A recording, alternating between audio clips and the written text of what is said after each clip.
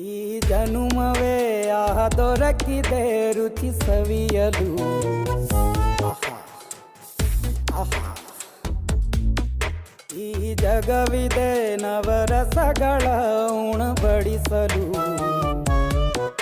ಬಿಸಿ ಬಿಸಿ ಇದೆ ಬಿಸಿ ಬಿಸಿ ಇದೆ ನಳಪಾಕ ದಿನ ದಿನ ನೂತನ.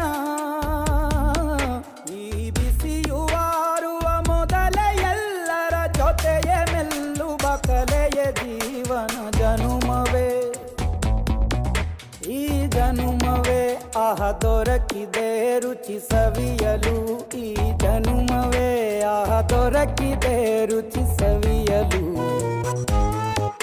ಈ ಜಗವಿದೆ ನವರಸಗಳ ಉಣಬಡಿಸಲು.